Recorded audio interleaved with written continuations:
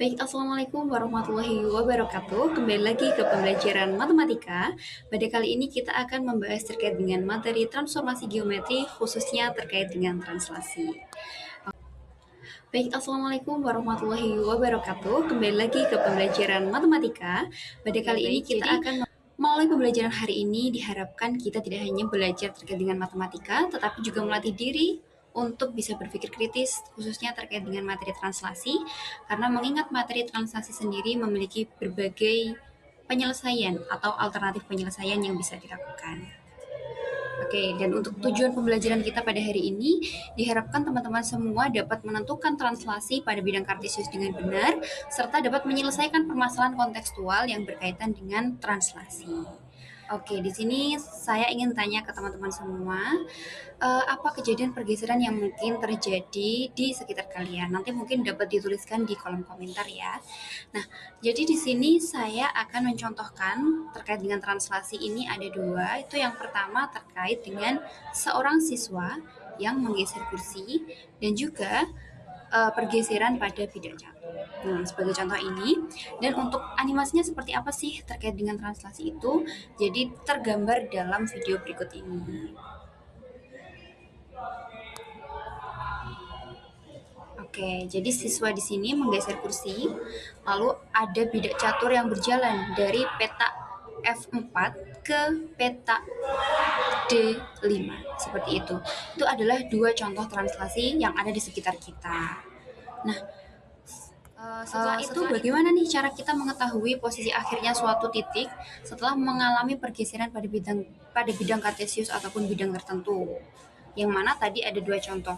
Nah, cara mengetahuinya ialah dengan menentukan posisi awal dari titik itu, lalu menentukan arah pergeseran dan menentukan jarak serta perpindahannya. Nah, jadi kalau konteks tadi, inilah posisi awal, arah pergeseran, dan juga jarak perpindahannya. Yang perlu teman-teman ketahui bahwasanya arah ke kanan atau ke atas itu nilainya positif, dan arah ke kiri atau arah ke bawah itu nilainya adalah negatif.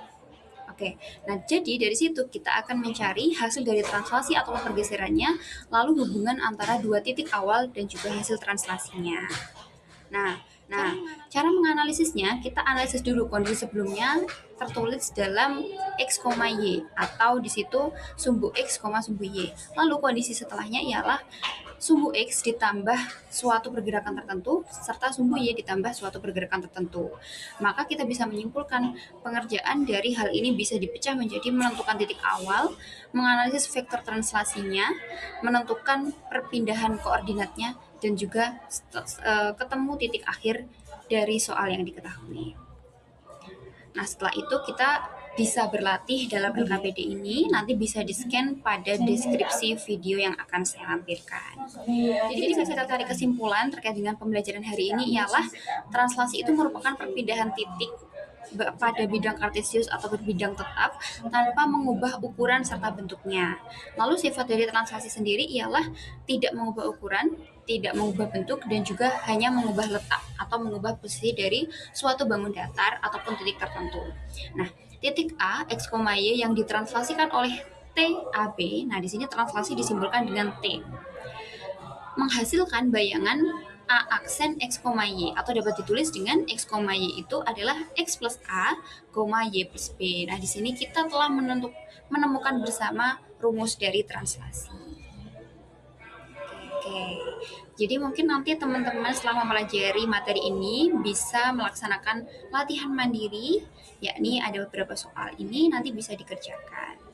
Baik, mungkin cukup sekian pembelajaran kita pada hari ini, yang mana nanti teman-teman semua bisa merefleksikan bagaimana perasaannya mengikuti video pada kali ini. Oke, sekian dari saya, sampai jumpa lagi pada pembelajaran matematika berikutnya. Wassalamualaikum warahmatullahi wabarakatuh.